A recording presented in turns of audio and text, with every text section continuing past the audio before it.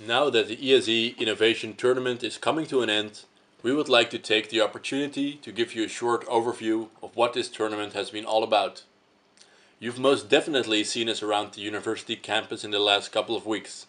Now we'll take you for a look behind the scenes. The ESE decided to utilize the creativity of the students and employees, giving them the possibility to submit their inspiring ideas to an interactive platform and contribute in shaping the future of the faculty. We speak to one of the initiators of this tournament and a renowned researcher at ESE, Professor Dr. Stefan Stremersch. My name is Stefan Stremersch. I'm a professor of business economics in the School of Economics for 12 years now. Yeah, so I've been around for a while here. I especially deal with topics such as the connection of innovation and marketplaces. One of the reasons mentioned by Professor Dr. Stremersch to initiate this tournament is that a lot of good ideas are lost because of a lack of a good platform. The background is that what you see more and more in society, there is more and more interest in doing innovation online, in having online platforms where people can submit ideas. You also see that many businesses or many companies are now trying to adopt that approach. And there are pros and cons with that approach. Some say it works, some say it doesn't work, or it has a limited scope with which it can work. So we were curious scientifically whether it could work, and we also thought it was a very unique way of engaging our student body and actually seeing what they could innovate into school. Because if you think of traditional innovation processes, they're extremely costly or time intensive to do that with students. And actually an online platform like that allowed us to really connect with our students. And given 100 years of Erasmus, and given the School of Economics is the oldest school of Erasmus, to ask actually this old lady could ask its students how it should reinvent itself.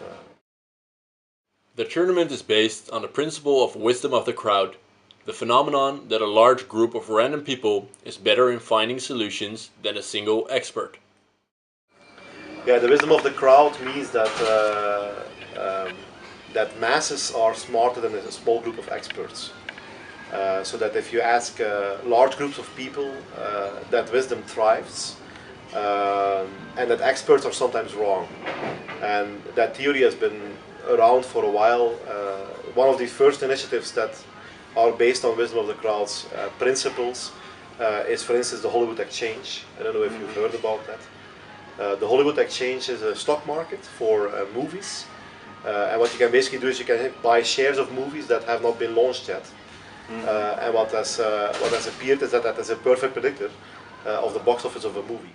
Companies have started to kind of use wisdom of the crowd principles, so asking challenges, for instance, to their entire employees. And they found that if you ask many employees one thing, that the answer you get from that crowd is better than if you ask 3 or 4 experts that. And so these innovation platforms, they use that kind of theoretical framework to say, let's do online a call to many employees for an idea, and then there must be 3, 4, or 5 that surface that are actually better ideas than what experts would come up with. This idea, I think, is very good. It's the online academy, which should help students to upload their essays, upload their CVs, for example. People can improve, people can help them. Also, there should be an upload of tutorial videos, which students had actually did on lectures, on stuff which is covered right now in lectures. So they can share the knowledge, share it to other people, students, and everybody can profit from this. Well, I think it would be a great idea if in ESE they would offer an exchange program or a study trip as part of the curriculum. That way it would not interfere with the schedules of the students, so everybody could go, and also I think it's a great opportunity to learn other cultures and gain some valuable experiences that we cannot get on campus.